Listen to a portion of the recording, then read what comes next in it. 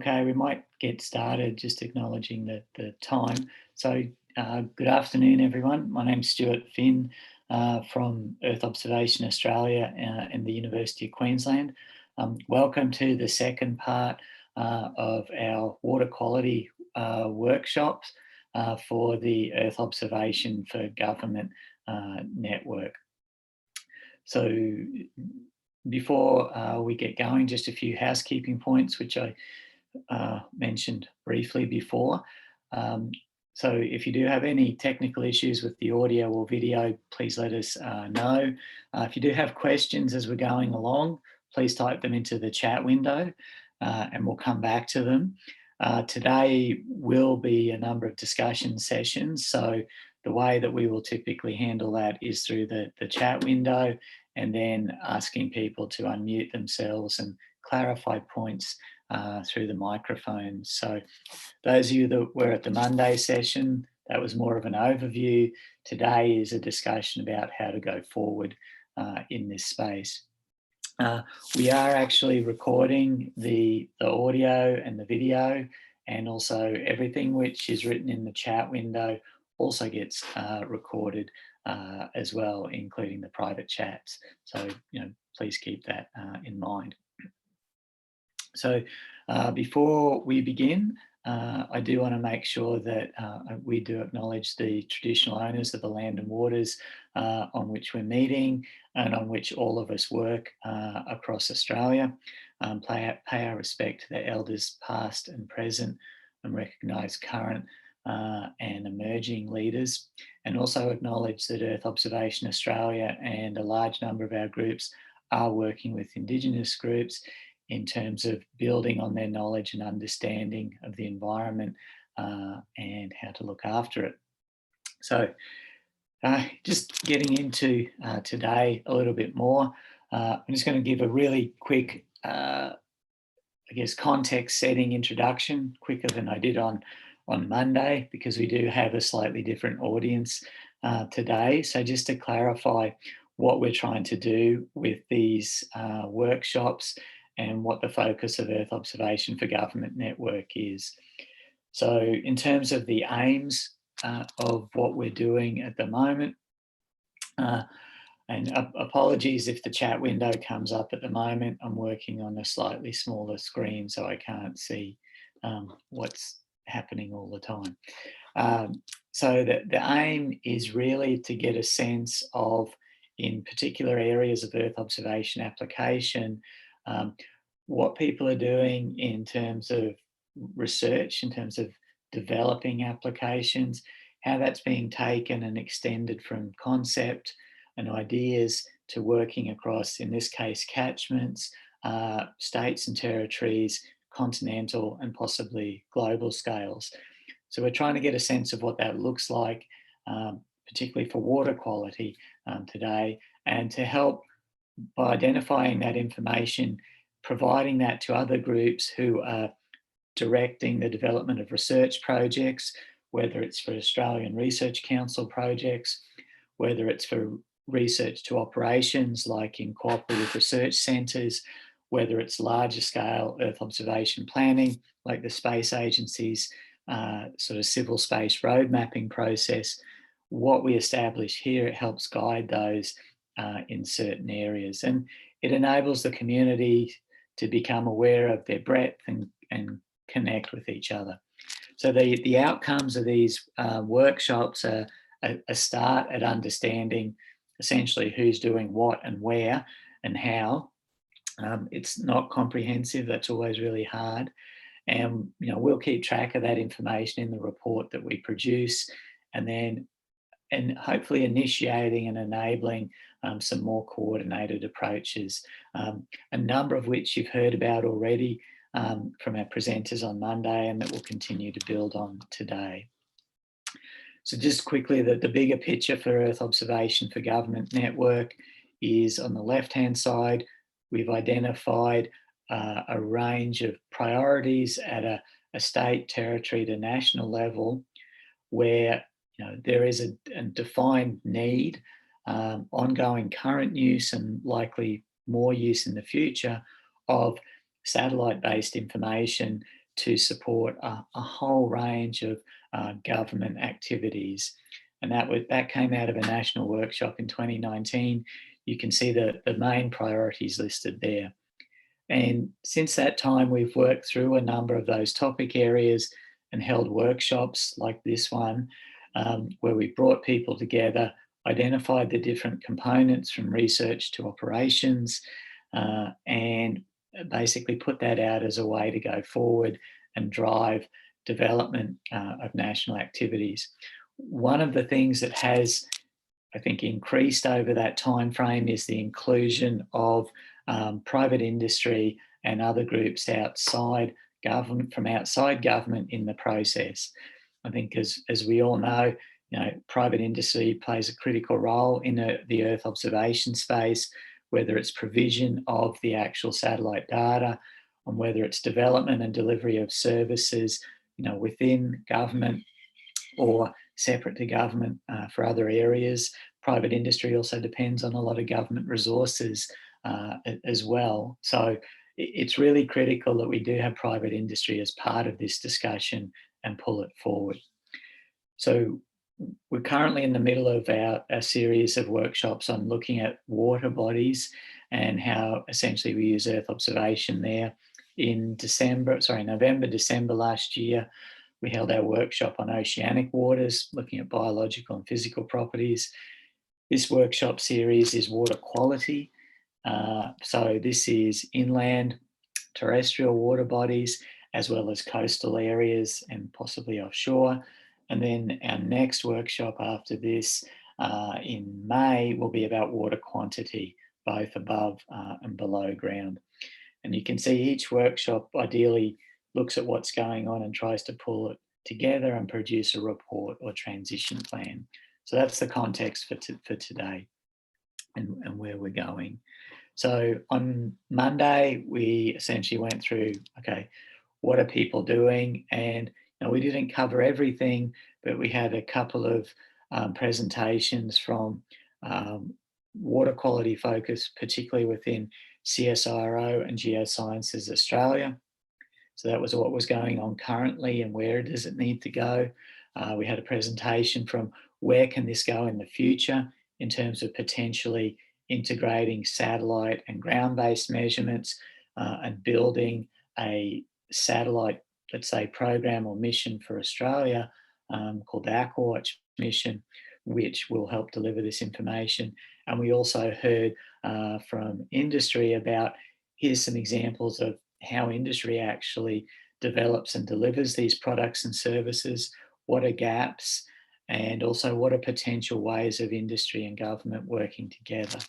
So the aim of today is, how do we move forward? So most of the groups on Monday identified, what they considered potential barriers were to moving forward.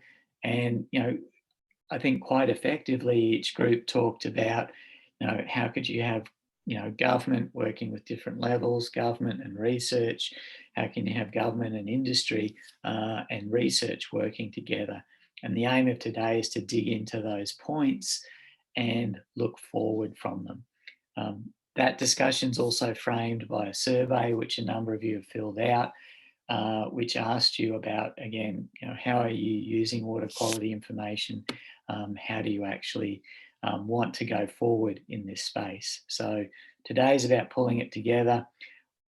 We, as in the group that's running Earth Observation for Government Network through Earth Observation Australia, will pull together the presentations and material and present a summary report, which will appear on our website, which I'll explain at the end of today. So today's session is about moving forwards effectively and how we sort of link across the different components of Earth observation applications in water quality areas. So just before we get into, I guess, the summary of where we've come from and where we want to go mainly from each group, I just wanted to present this diagram to set the scene. We saw a similar version to this on Monday, and along the top of the diagram, If you want, you've got what we're calling technical readiness levels, or you could also look at it from an institutional or organisational point of view in terms of what the missions of various organisations are. Either way, it goes from research, so developing and assessing ideas, um, enabling that research to be proven in an area and getting it working, and then moving it to being operational. And this also recognises that operational has different meanings for different government agencies, private companies, and others. And then there's operational at a national scale, and then there's at an international or global scale. So it's not necessarily a linear process there, even though it's represented there. So to give you an example for water quality, at the research end, we've got people looking at developing and assessing more effective algorithms or approaches to quantify various chemical components within our water bodies. So it's building new algorithms, new sensors, how to integrate things. The next stage from that is if there's an algorithm and application developed and it's applied, let's say, in a small coastal catchment like the Pioneer River catchment around Mackay in Queensland, and it was applied, it was validated against ground-based information. A paper was published around it in an appropriate peer-reviewed journal, so it's proven. The next stage would be in the case, and sorry, I'll be parochial, the Queensland government picks it up and goes, right, the science behind that algorithm is sound, let's take it and apply it basically on a 2-weekly basis to all of Queensland using Sentinel-2 data, and let's push that information out through our spatial information and data portal to our internal agencies and to people to use it. So the science is done, it's living in a system that delivers information that's validated and people make decisions from.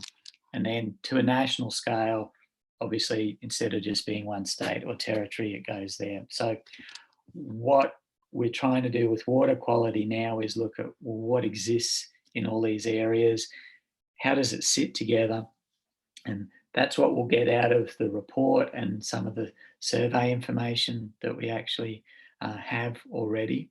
But today what we're looking at is how do we actually go forward in this space? Are there really key research problems to look at? Are there some activities that are close to going from, well, we know they work in these catchments, can we scale it up and make it work over larger areas? And what are the barriers that we potentially need to overcome? And then the third component is, how do the different groups who are doing these things work together? We're particularly interested in how government works. And when I say government, I do mean Commonwealth and state and territory, how they work more effectively with one another, how government and groups doing research work effectively, whether that's groups in universities, research institutions, private companies, and NGOs. How do we make that happen?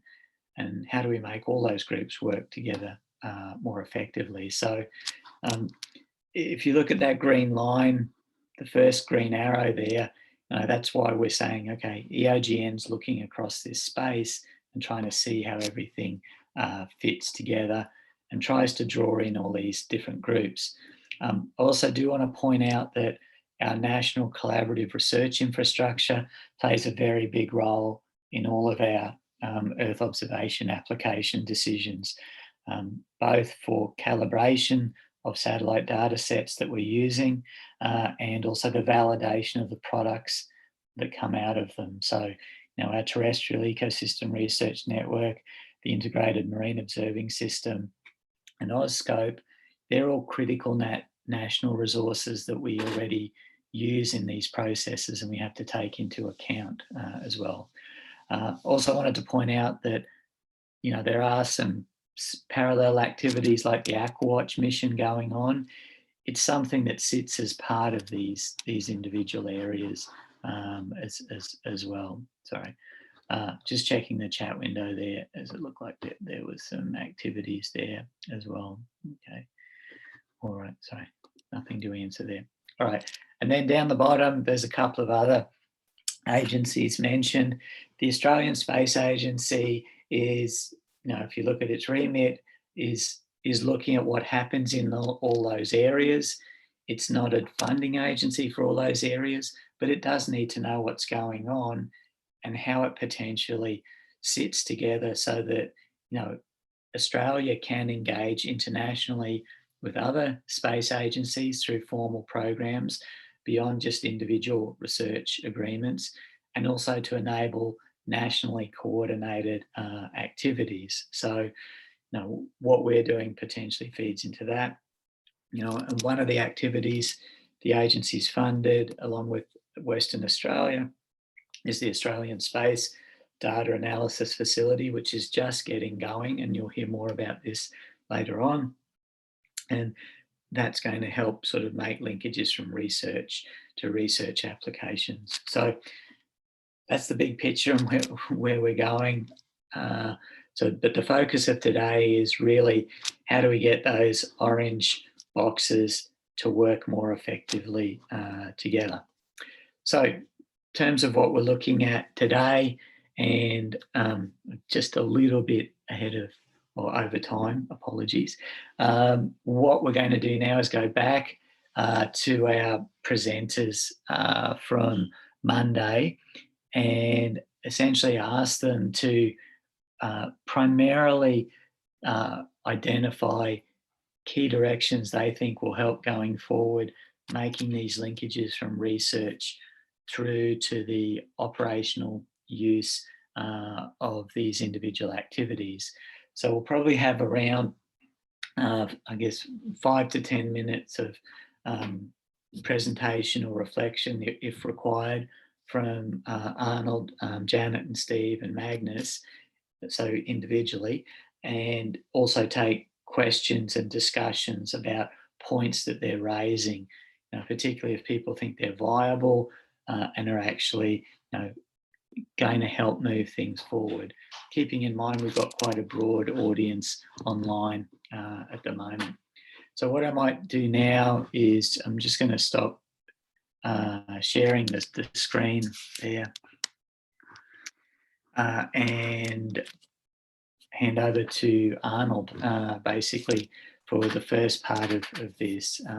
Arnold's probably in the most forward-looking part of this with the Aquawatch mission. So Arnold, over to you. Okay, thanks. So I was wondering how to tackle this because I presented on the innovation that we could do across the next 6 years, or are doing across the next 6 years. And I was wondering whether we shouldn't actually do the sequence differently once I looked at the agenda. I thought, shouldn't we start with the commercial partners who are doing operational Earth observation for those clients that can afford it, then talk with Janet. Do you want to do that, or?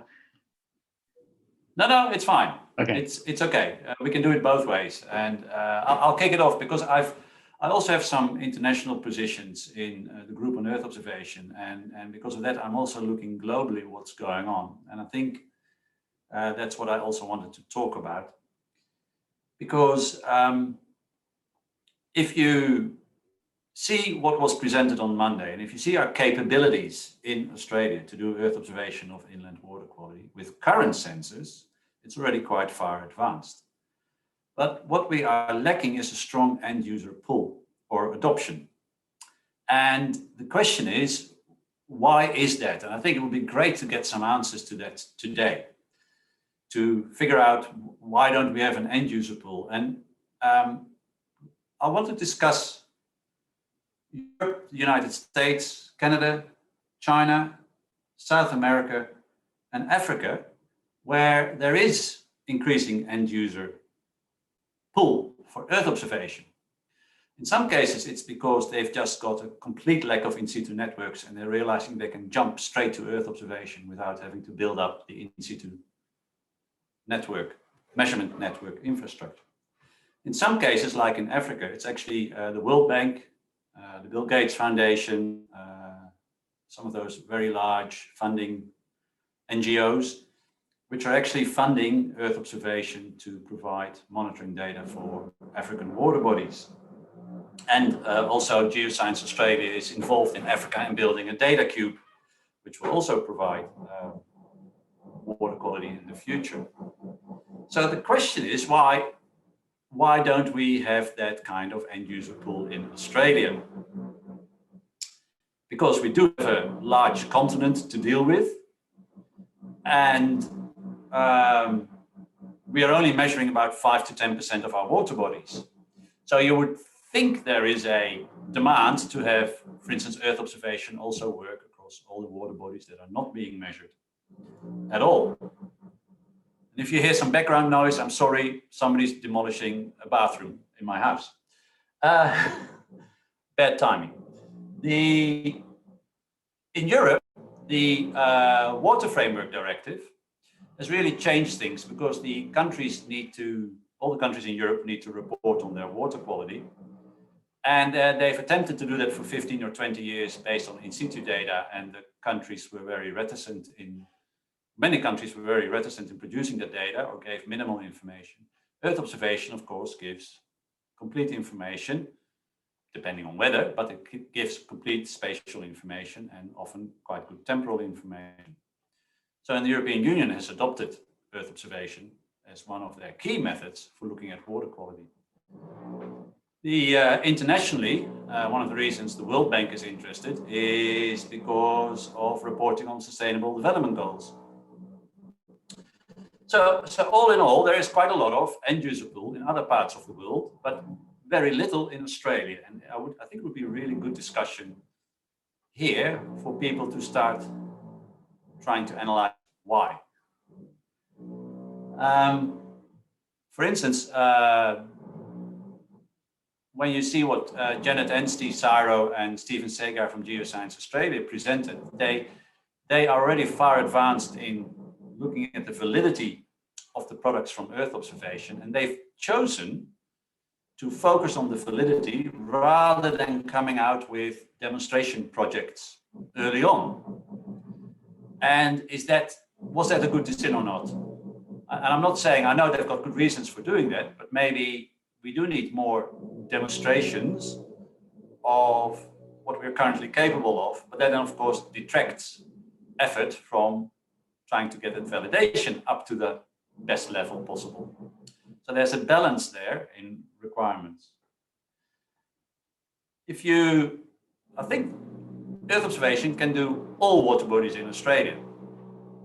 And there is a 35-year archive from Landsat data at 30-meter resolution, available at Geoscience Australia, that could be fully processed, where you could see a lot of long-term trend changes going on, and you can see extreme events, the effects of extreme events. You would think there would be a strong user pool for that, but it doesn't seem to exist. Or maybe it is a passive requirement and not an active requirement at the moment. There's a 6-year archive now of 10-meter data every 5 days. You would think that would be a really interesting data set. Yet there is very little request for such data sets. So the question is, what are the impediments? And those impediments in past discussions with water management authorities or industries that would like to have water information, maybe from Earth observation, both in Europe and in Australia, some of the discussions are that the use of Earth observation is an additional piece of work for most water management authorities on top of their existing methodology, because they will not give up any aspect of their existing methodology unless the new methodology is proven to be able to be compatible or better. So that is an extra cost, a threshold you will always have to pass. And maybe that's one of the problems. The other issue with Earth observation is it does only measure, let's say, optically active variables. So the chlorophylls, the cyanobacterial pigments, color dissolved organic matter, total suspended matter, or in shallow water ecosystems, seagrasses, macroalgae, corals, etc. So it does not measure heavy metals. It does not measure organic pollutants. It doesn't measure E. coli. So it's only a subset of variables that Earth observation measures. So I'm also wondering whether the value proposition is not clear. We are not making the value proposition clear enough, or we're not doing it to the right groups or in the right manner. And I'd like some reflections on that of anybody online. The other aspect is that in the Great Barrier Reef, we've had the experience that initially the Great Barrier Reef, there were a lot of in situ measurements, and then water quality modeling came along and Earth observation. And in the end, in the Great Barrier Reef, it's the water quality modeling, a three-dimensional hydrodynamic model and a biogeochemical model, that is now being used primarily for understanding all of the water quality issues around the Great Barrier Reef and the inputs from the catchments. And in situ data and Earth observation data are supporting that water quality modeling. Now, it could also be that that is the most important issue. That people say, well, we'd rather have the predictive capability of water quality modeling and the hindcasting and forecasting capabilities, and then use in situ data and Earth observation data. And Stuart, I did see your message, 1 minute left. So those were the points that I thought would be good for this discussion, and I'll finish there. Cool. Thanks for keeping to time, Arnold. Good. So there's a number of points that Arnold's raised there. Like, we do have a couple of minutes for questions and discussions on that. Just to reiterate those, the key points that Arnold mentioned there were, there's a lack of end user pull in terms of water quality information or data requirements. Should the focus be on getting information or products out to demonstrate what's possible, or validating and showing that as well? The fact that Earth observation's often seen as it's an additional cost, and it's not being brought in as, or trialed as a replacement. There's an extension to that point, which is, in some areas, some people will see this as a replacement to people on ground and getting rid of jobs as well. So that's something a number of us encounter in this area as well, where one part of the organisation is keen and the other part's like, hang on, you don't need to employ people to do that then. So keep that in mind. That's a real argument. And I think the one that wraps it up is the value proposition for, when we're communicating with the potential users or community. Well, what is it? Like, why would you want to use this? So I guess I open that up to the floor, and I guess add in, well, how different is this to 20 or 30 years ago, Arnold, with, and maybe that's not a question for you. Let's open it up to the floor. I mean, are we still back at the same point with Landsat 5 and 7, which is, hey, look, we got this shiny new thing. Why aren't you using it? So let's see what we get back from everyone online in terms of the points Arnold's just made, or what's that value proposition? Are we still pushing something technically, and who should be addressing this? So if there's no answers, well, do we all just stop now and give up and go, oh, it's too hard? We'll just go back and make some more interesting products for us. Thoughts? Yeah, Stuart, can you hear me? Yeah, go, Christian. Do you want to introduce? I think if people can introduce themselves too, that would be awesome. Thanks, Christian. Christian Witte, I'm Director for Environmental Monitoring and Assessment Sciences in DES, Department of Environment and Science. Used to do remote sensing, but have been responsible for air and water quality, which I feel like I only still know limited things about. I have learned a bit. The programs we undertake, so in reef catchments, for example, there's a bit of a scale issue there, but some of the streams aren't very big, but it's about sediments and nutrients broken down to nitrogen and phosphorus. So our research efforts into sensors and get a nitrate sensor, but we need to know DIN and total nitrogen. So it's need that whole suite of water quality parameters. And that's a bit of I think that's a challenge for remote sensing still. So in the catchment space for us, I think it's limited. When you get, we do all of the work on the East Coast at the moment, but I know the Gulf keeps coming up as a priority, and it's all about sediments there. So once you get into that space, I think remote sensing could play more of a role. And in estuaries, it's a bit similar in that it's sediments, it's ambient monitoring there, so that the ambient conditions, sediments and nutrients, sometimes pesticide, but there's still a big push for nutrients, output from sewage treatment plants and looking at the conditions. So I think one of the limitations for our programs that are really focused on legislation is that we need that suite of water quality parameters.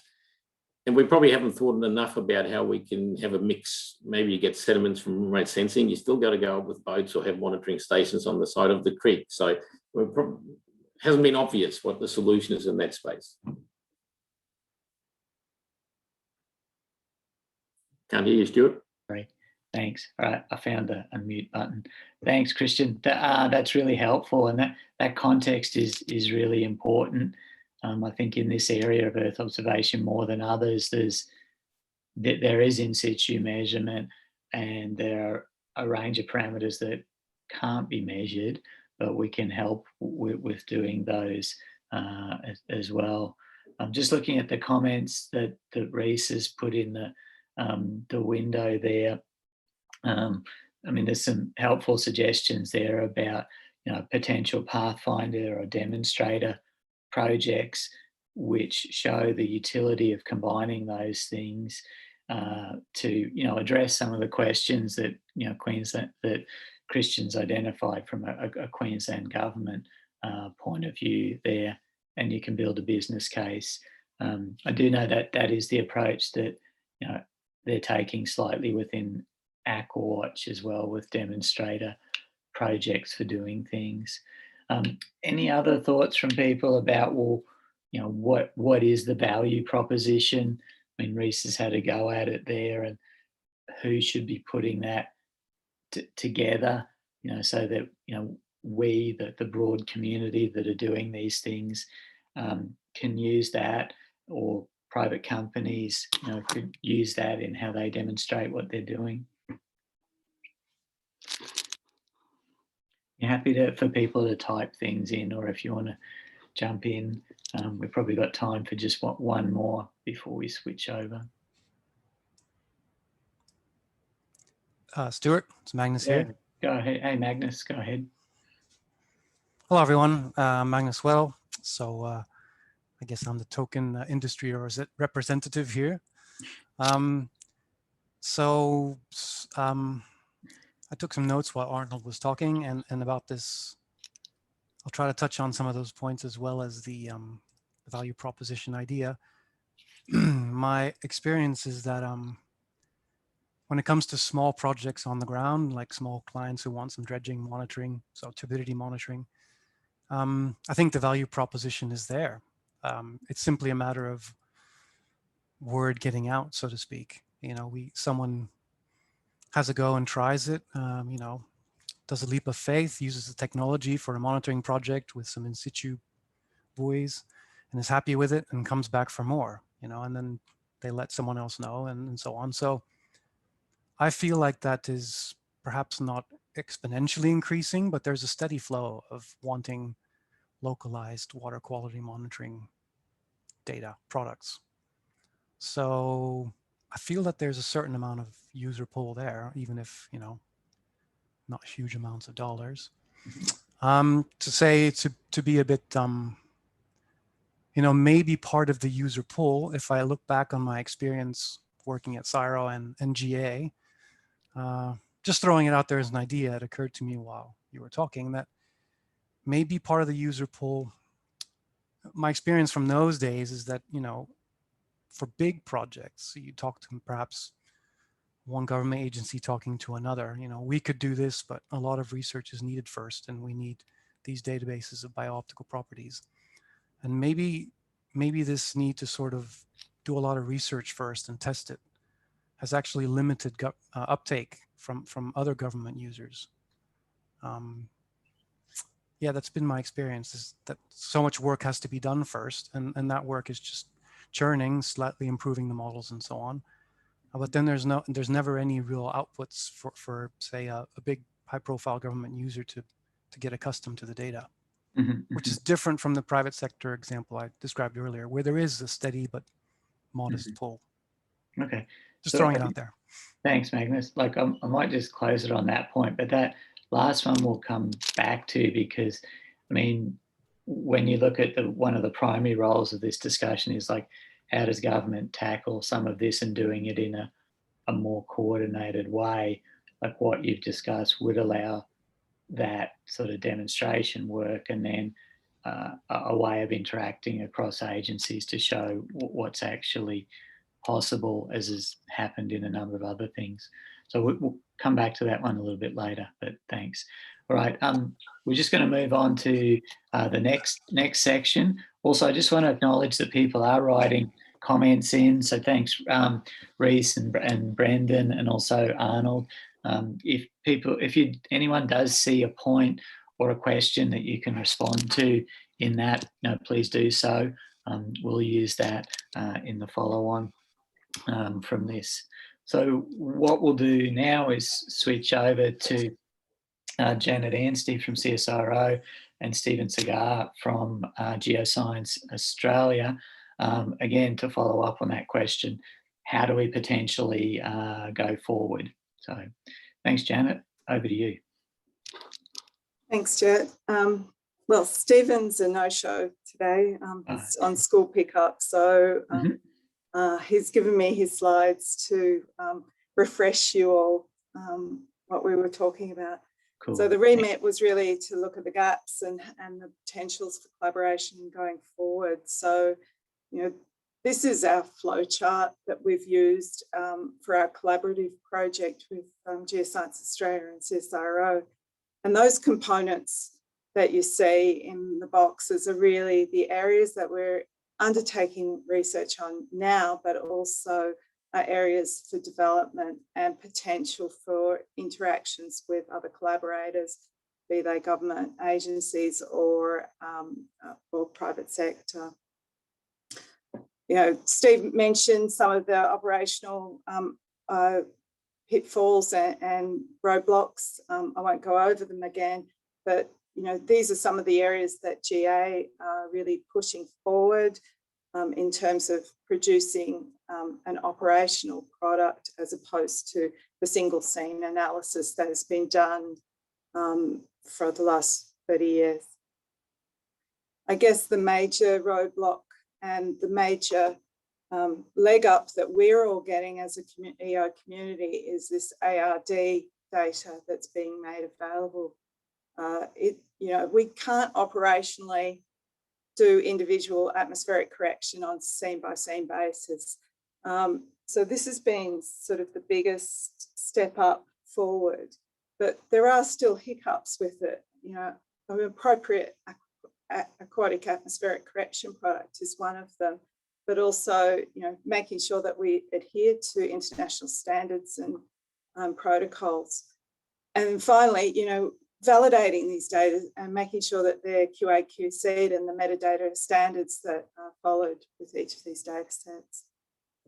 And the final thing that Steve talked about was really the platform and delivery and some of the hurdles that they've had in terms of getting where they currently are now, but having to work with all sorts of issues around ingestion and storage, computing and integration. And they've now got to this stage where we've got a platform that is quite usable for operational purposes, and that's the Digital Earth Australia or the DataCube type technologies and web services associated with that. So those are the key areas that, you know, are opportunities for people to work with us on these types of projects and to develop new tools and techniques for the wider community. For us at CSIRO, really, my thoughts really revolved around three things: our current knowledge databases, our algorithms and sensors, and how we collaborate. The first thing is really about knowledge databases, and we've spent probably the last 20 years trying to characterise water types. I think Magnus mentioned on Monday, you can't go out there and characterise every water body for a national product. No, you can't. He's absolutely right. But what you can do is develop methods to understand where you don't have, what you don't know. And that type of gap analysis is really important for us to know when we've got sufficient knowledge to operationalise a system. And so those are the steps that we need to go through in order before we can progress to operationalisation.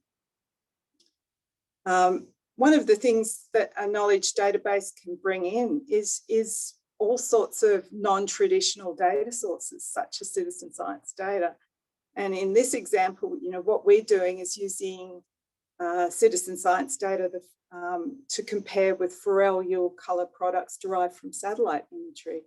And this gives us an opportunity to really utilise that data source, but also to empower the community to be involved in those types of programs. I've just listed a couple of sites there that have got different citizen science projects that people might be interested in engaging with. The other area that we need for knowledge database is additional knowing where we haven't got data for extreme events, and they could be cyclones, floods, ash flows, blackwater. In recent fires around Canberra, we had massive ash flows really impacting the ecology and changing the system. And we didn't have optical data to be able to track the ash flows through the system. So knowing where you've got gaps in your knowledge is also really important. So I've got this triangle here. So we've got, you know, the databases and the citizen science, but the gold star really that we need is the accuracy assessment that we get from match-up data and having that available to us. So one of the key areas for collaboration and opportunities for further development is you know, taking these databases and publishing them to the community and allowing the community to be involved in these databases and populating them. So the second area that we are going forward with is really in terms of algorithm development, and this is driven from the user requirements that we get with our projects.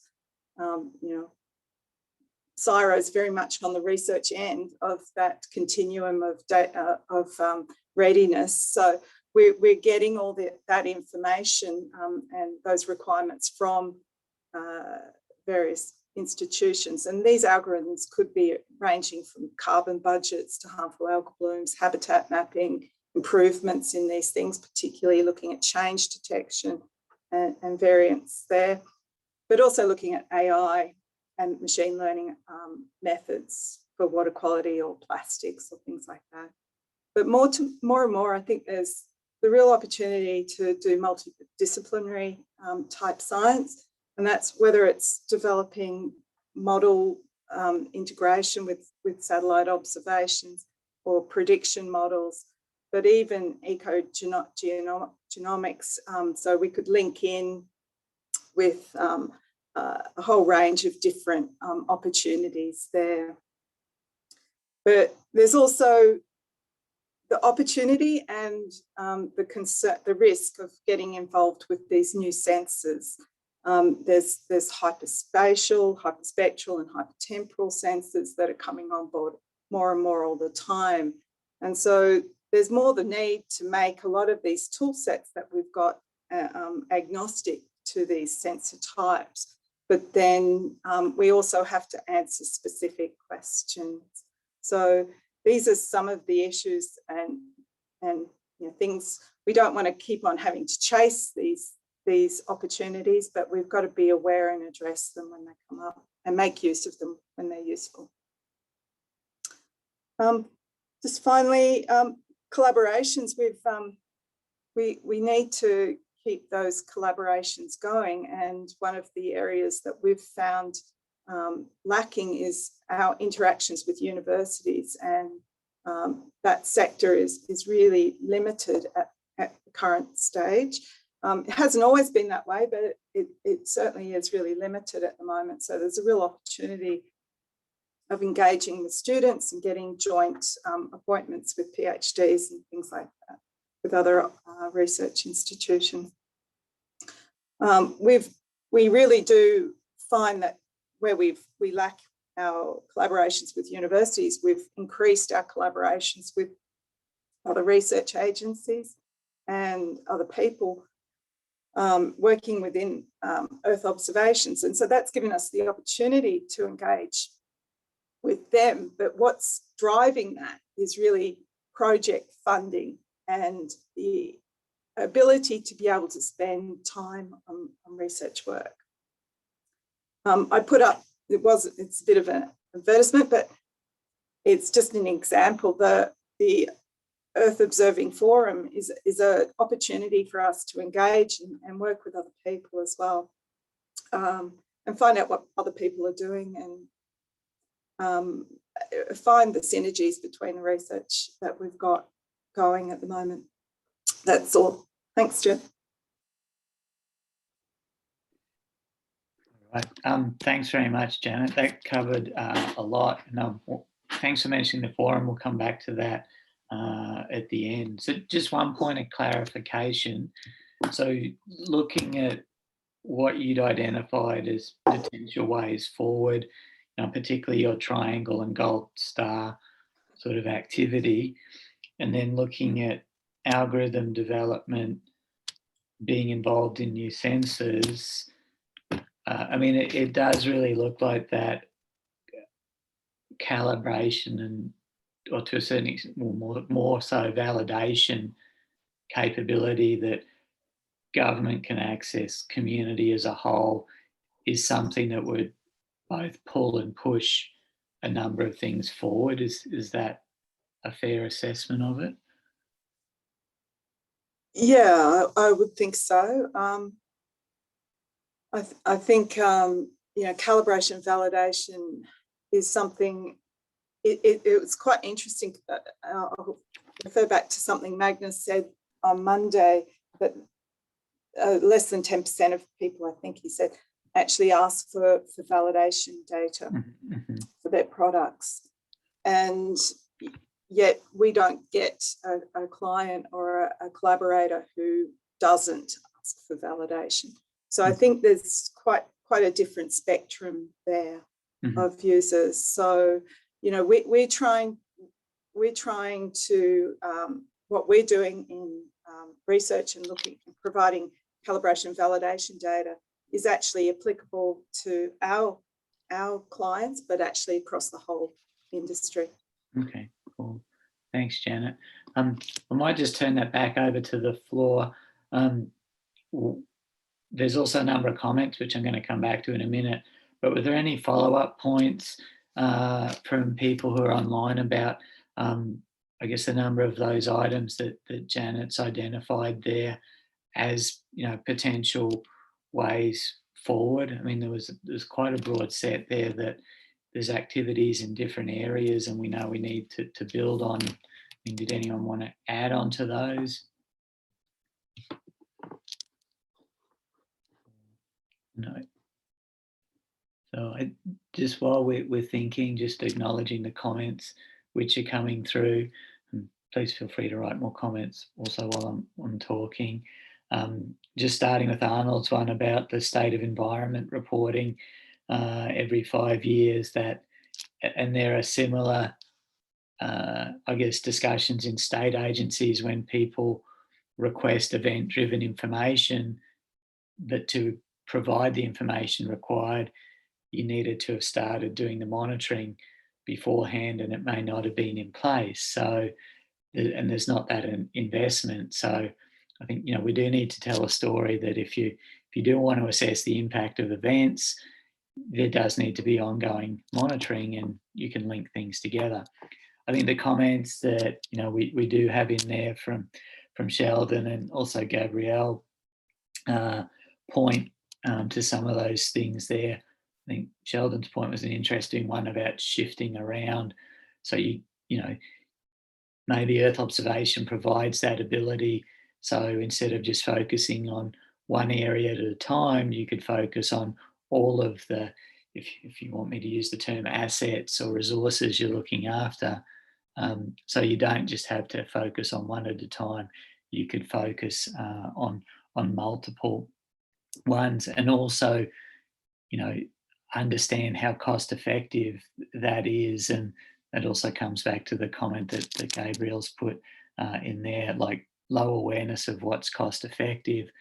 And often when we have discussions with groups about cost effectiveness, it's just about the cost of the data. It's not about, well, what is it you actually want? Let's not worry about the data.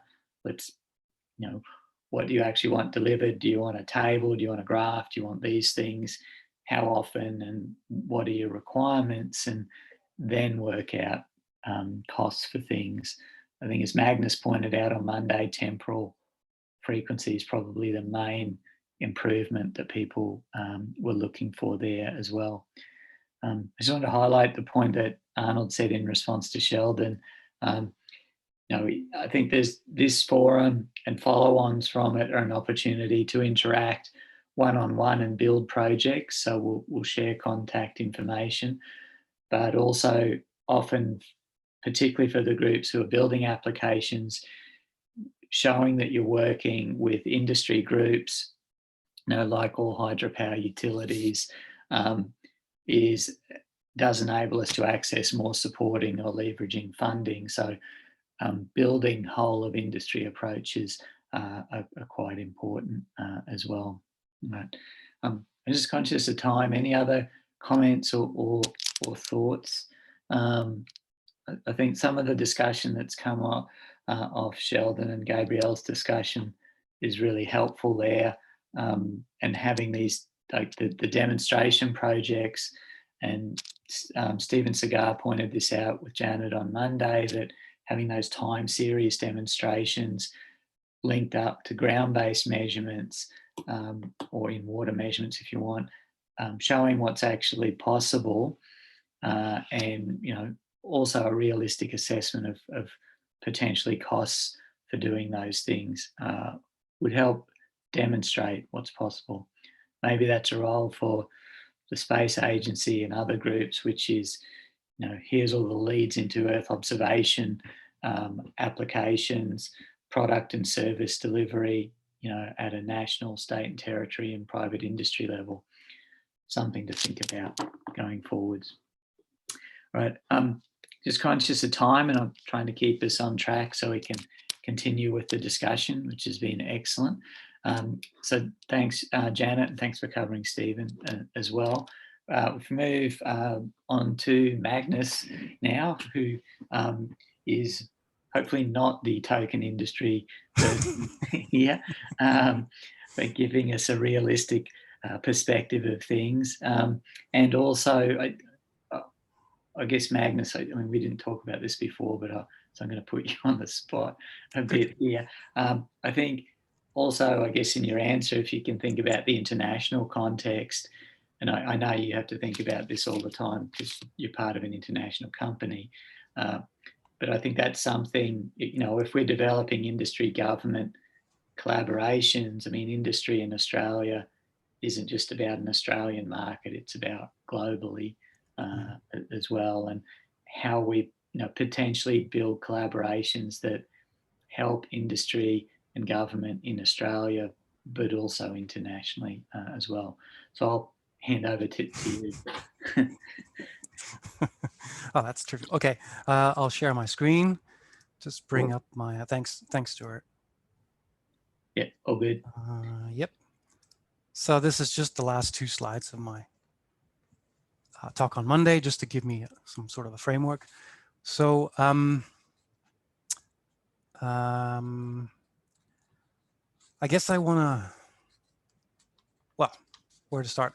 I think there's there's many things to say, but what stands out to me is that there's some things, at least from our perspective, EOMAP as a company working in the space, that there are some things that we consider as working. For example, the way we have turnkey software for setting up turbidity monitoring. So I guess I'm always conscious of the best way to use resources and tax dollars, and everyone does what they do best, so to speak. And so with that sort of in mind, I think I would agree with what Janet was on to, that some things we consider as working. There's lots of scope and areas for collaboration. And looking at my list here, I do feel that as a company, we would never set out in situ monitoring stations to validate. If our turbidity processing software was running for all of Australia, we still would not set out those kind of buoys to measure everything in the water. It's just not within the scope of our resources. And so the whole idea of assessing accuracy and calibration and validation, which Janet gave a gold star, I'd like to give it a second gold star, because that would really benefit everyone, from us as a company to understanding better our outputs and our algorithms, for example. If I'm just using us as an example, to the users, of course, who get more accurate data. So to me, that's a really obvious fit. And something I haven't put here, but which Janet brought up about various databases, that's equally so. We wouldn't collect that kind of field data and those kind of libraries, bioptical libraries, whereas that would be very beneficial for us as a company and every other company that uses the analysis-ready data in the Earth observation analytics space. It's part of the space industry, even though it's just analyzing the imagery and the users, again, the users, of course. So those are very good points that Janet brought out, and I see as very obvious ways that I guess industry and research and government can work together. And also, Janet mentioned, these delivery platforms being worked on. And again, if I take EOMAP as an example, we have a range of delivery platforms, from visualization to actually processing data and interacting with the data that we use that are turnkey. So again, I'm sensitive to maybe reinventing the wheel on some of these things, but on the other hand, we would never set up the infrastructure to process national sized, national scale data, which of course government agencies have. So the field work and the IT infrastructure and those kind of databases, I think, are really obvious ways that for industry to collaborate with government agencies. And yeah, so I think we all seem to be agreeing on that point.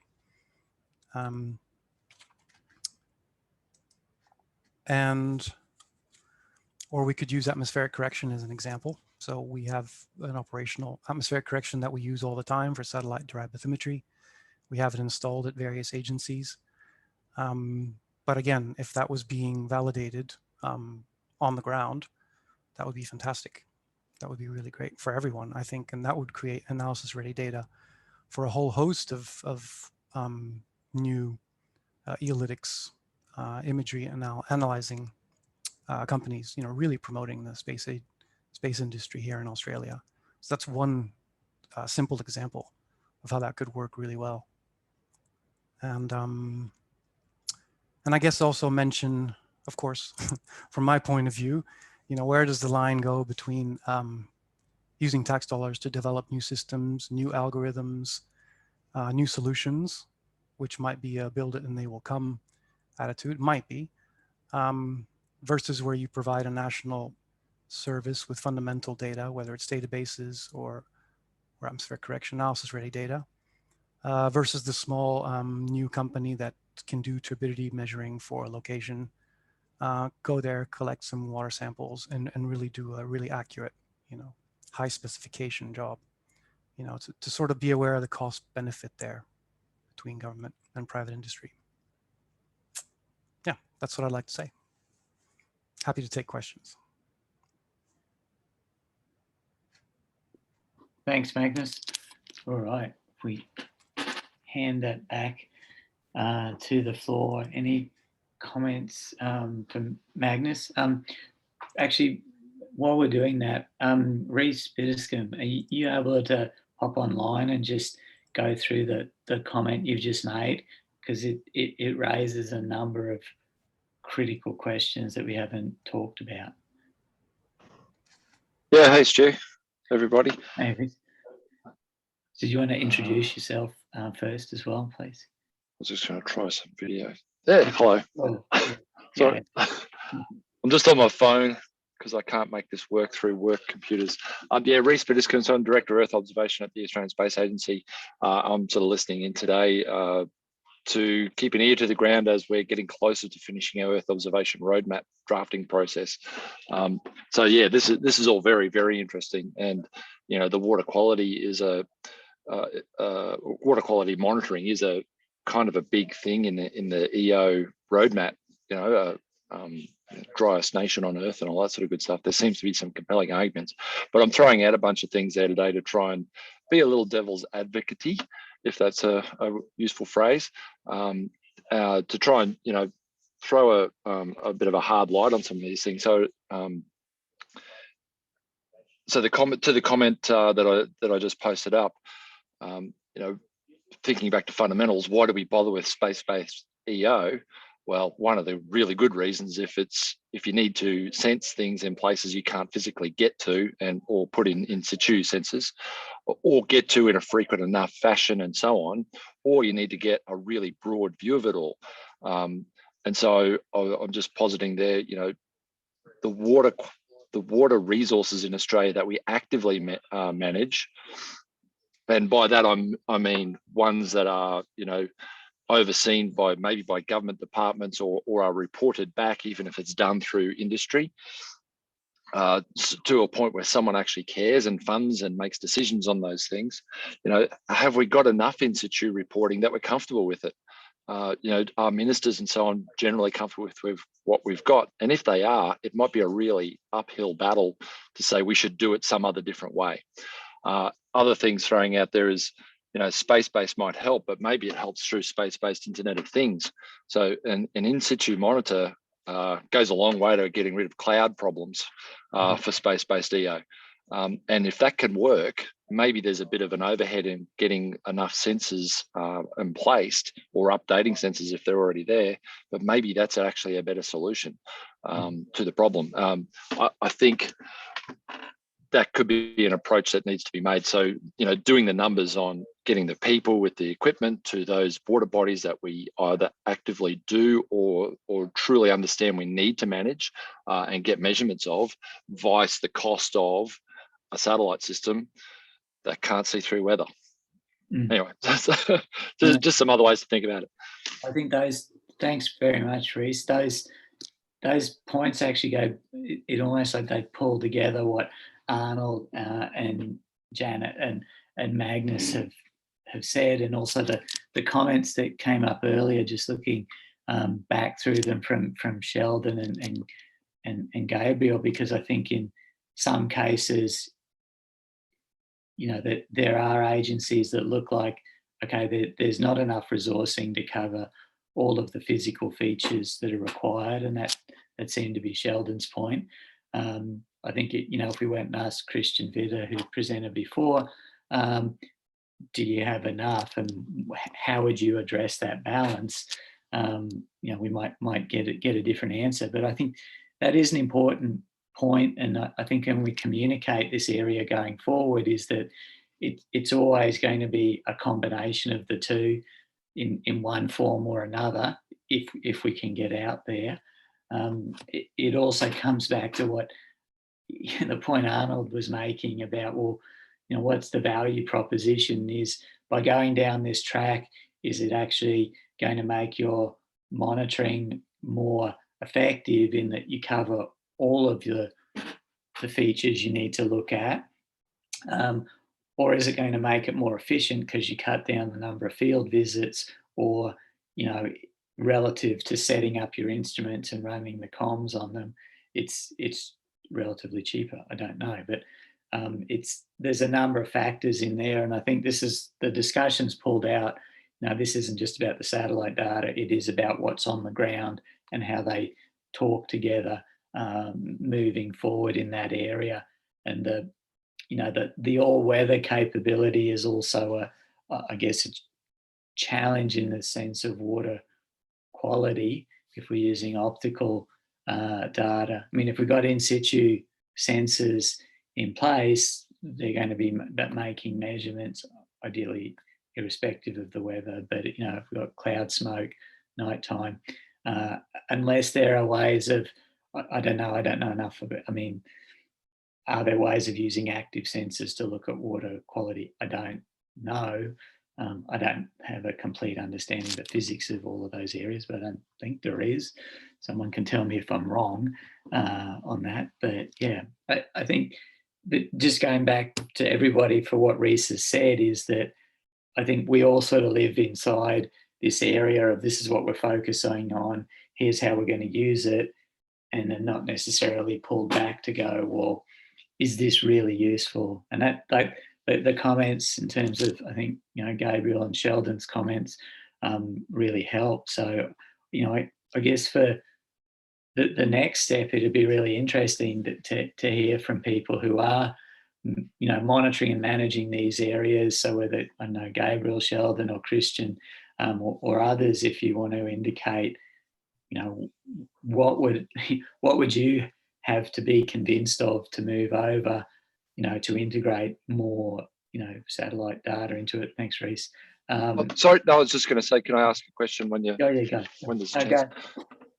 I was just going to say, to the point that if this group does think there's really strong evidence for this, for using EO for this, I sort of had a bit of a sidebar with Arnold and also with Arvind, whom I work with here in the agency, about should we have a perhaps a more focused discussion that would come after this, and there's been some thinking about this, about the way we include it in the Earth observation roadmap. Like, if it's a problem simply of awareness, and I don't think it's anything simple, but if there's an awareness issue, and if we can get together enough real evidence around, you know, governmental need, I suppose, or industry need, don't really care which one it is, maybe we could make it a bit of a case study, or maybe tweak the EO roadmap in some way to allow, to help that awareness piece of it. Mm-hmm. Just some food for thought. I mean, I think I'll actually record that as an action, because I think that the combination of what Arnold, Janet's points, and Magnus's, that actually, I think we can distill it down to a common set of 3 or 5 points, and you've got examples in government and an industry group of using them. And if we take into account people's questions here as well, I think we can write something useful. So thanks, Reece. That'd be a good opportunity.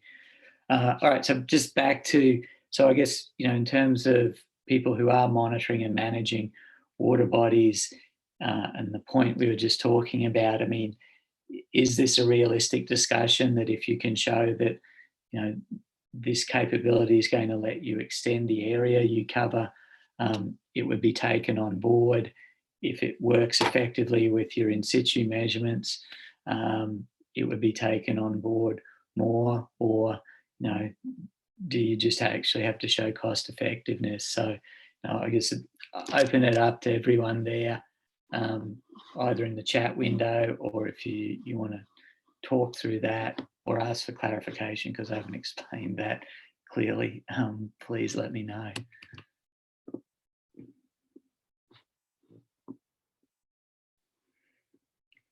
And if that's too complex a question for now, we may actually come back to it. I could make one small comment, Stuart. Yeah, go, Magnus. My experience is that it is just a matter of cost benefit for industry. Like it's clearly that. Whereas it's probably also, from my experience, different for a so-called client, government client, where someone touched on before. It might have been, I think it was Arnold first who mentioned it. You know, if it means people who work in the field not having a job anymore, I think there's a blocker perhaps there too. So cost benefit might not be the only consideration. Maybe that's obvious, but that's my experience. You're on mute. Oh, sorry. Yeah. Any other? Thanks, Magnus. Any other thoughts on that? And also conscious that we got a whole range of different water. I want to use the word water bodies. Seasonal climatologies and hydrologies around Australia to deal with. Christian, I saw you just done. Well, the same concerns came when we started using sensors a lot more. We are really rapidly expanding sensor networks at the moment. Mm-hmm. Some of the guys that go out in boats were worried about their jobs, but they didn't eventuate, and that's past now. They realize there's new techniques, and they actually purchased a drone for sampling, so they've changed their mindset a bit. But yeah, the same concern that Magnus just raised happened with sensors, but certainly not in science division in our department. It's not a concern anymore. I think COVID's helped too. People just learn to deal with change. Everyone's sort of on a bit of a roll. Change is sort of more acceptable now. So that pops up occasionally, but not a big concern anymore from what I can see across my teams. Okay, thanks, Christian. I mean, that's really helpful, and this is just another dimension to the discussion we haven't had before, and it is about communication and change management as well, and how you communicate it. So cool. Any other thoughts from people there? Stuart, it's Beck Sheldon here from Hydro. Yeah, go ahead. Sorry, Beck, I got your name wrong too before. Sorry. Yeah, it just comes up with my surname, but Beck Sheldon. Look, I definitely think it's a cost benefit. It's got to be demonstrated. But for us, as I say, we've got so many sites and we can't possibly have in situ monitoring at all of those. I really see possibilities in using Earth observation to fill some of those data gaps. But for us, I think it's also being able to demonstrate that it works. I think a few people in our field have played with it previously. Is it something that we can realistically look at and keep pursuing, or is cloud cover and, frequency of data grabs and resolution just going to be an issue for us, and therefore it's not that applicable? That's something we're challenged with, I guess, and don't really understand the opportunities there, if they're going to work for us or not. Mm-hmm. And so in the area you work, are there, industry-wide fora where people do talk about potential ways forward, and there's a group evaluation of those approaches to see if there is a fit to solving problems in the area? We're still very much early on in the journey. Okay. Something we're just kicking off looking at and trying to grapple with whether it's something we can realistically bring into our program. Okay. All right. Thanks, Beck. All right. I'm just going back to one of the other comments. Simon Abbott's comment was interesting one. If your current tool's a hammer, every problem's a nail. I guess it depends on what you define a hammer as, but I don't know, Simon, if you are online, I wouldn't mind you clarifying that. I don't know if you're trying to say, well, this is a solution going around looking for a problem, which is, it is part of it, but we know there's a fit there. So if you did want to talk to that, that would be good. If not, that's all right. No worries. Can you hear me? Yeah, go for it. Yep. Yeah, I come from experience with trying to promote airborne geophysics as a tool for helping in the battle against dryland salinity in the 1990s. And the majority of hydrology people at that time were borehole hydrologists. And yeah, they had a great deal of difficulty in understanding how to move away from the numbers that come out of a borehole to the information that can be extracted from spatial data such as airborne geophysical images and interpreted mapping products. Mm-hmm. So it was a major challenge in that, and in fact it basically got killed. Oh wow! And did you in Western Australia? Yeah. In hindsight, was there? Do you think there were different ways to approach that would have brought them along? Possibly. It was also was being promoted by private industry, and I think the private parties were being regarded as, capitalist, money-hungry parties rather than people who wanted to solve a problem. So it was a bit difficult from that perspective as well.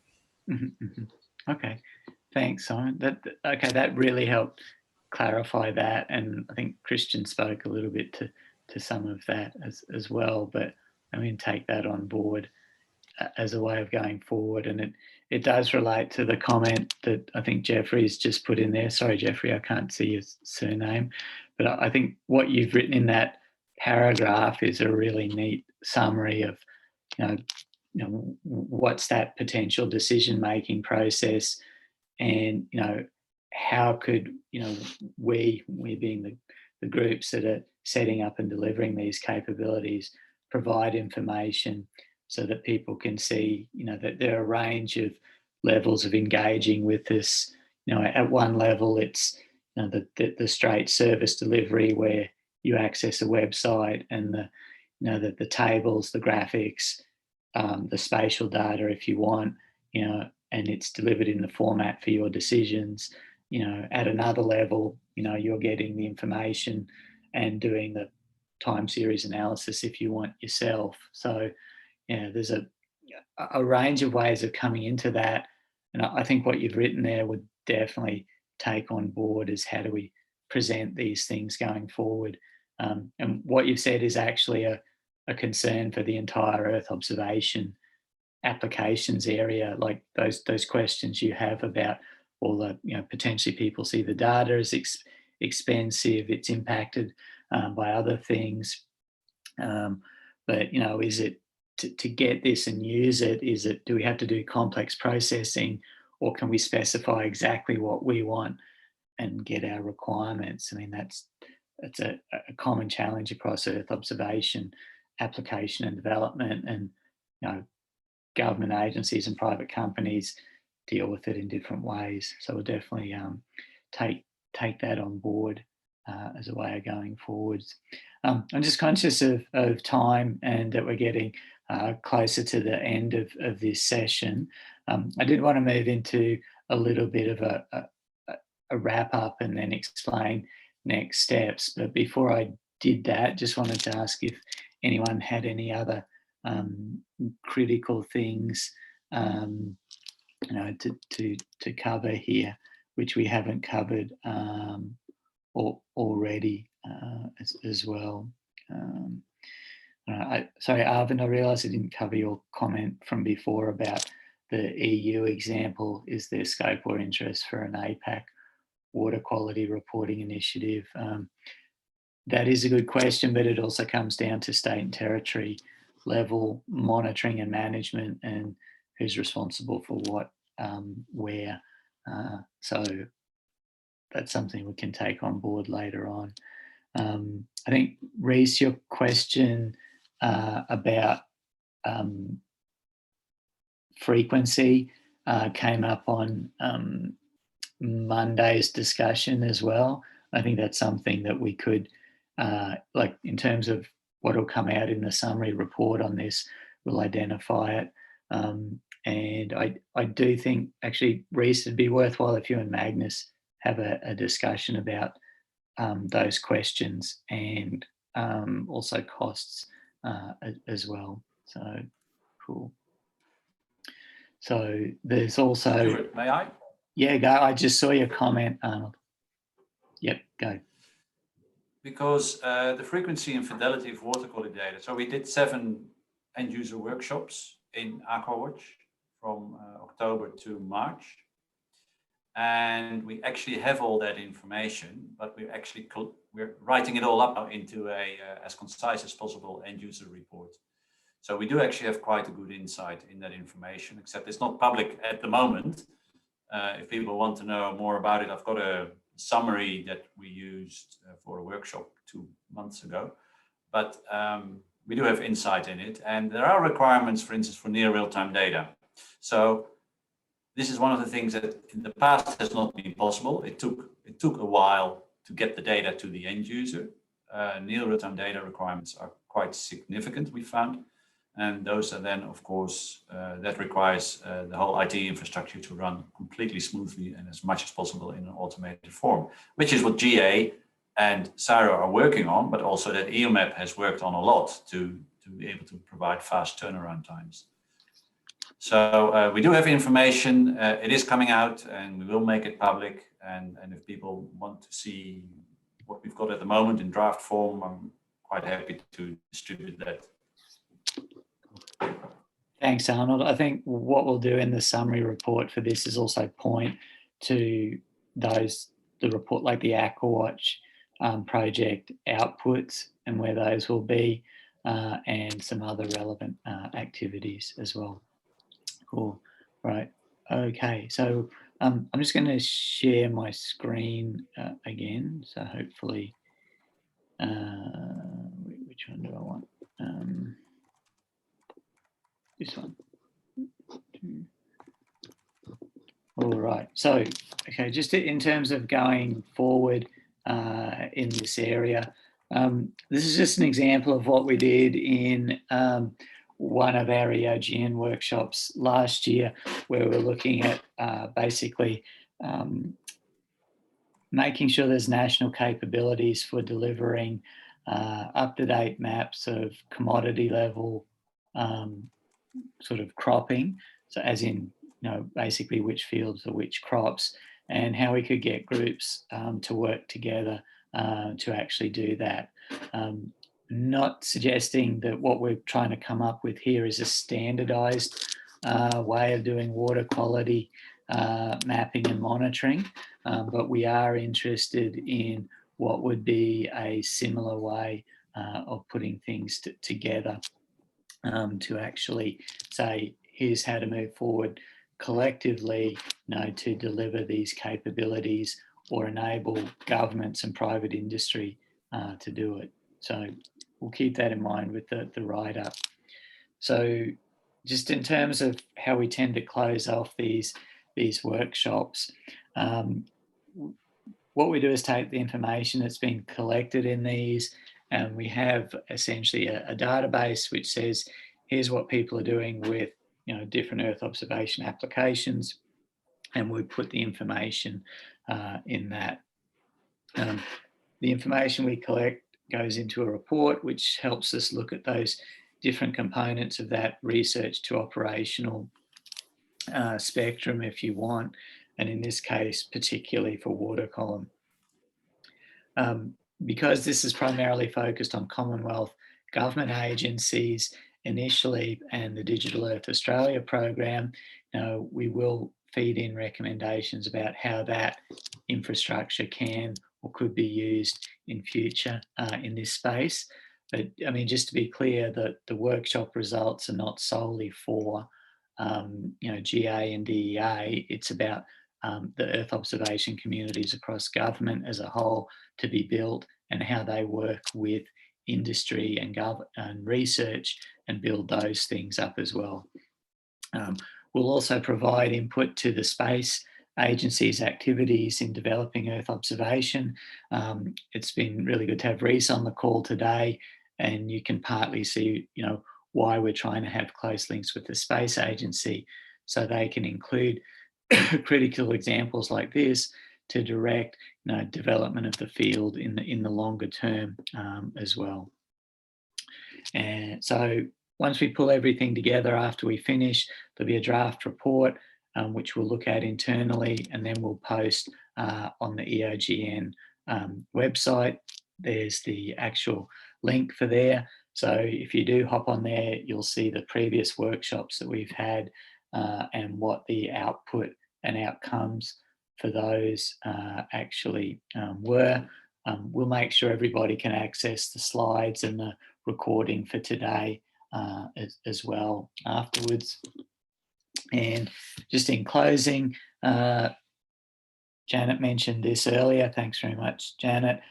We are trying to make sure that we go back to having at least an annual, I guess, forum where people can interact to deal with the development of Earth observation applications, the development of satellites and ground sensor networks, for providing that imagery, and groups that take imagery and turn it into information.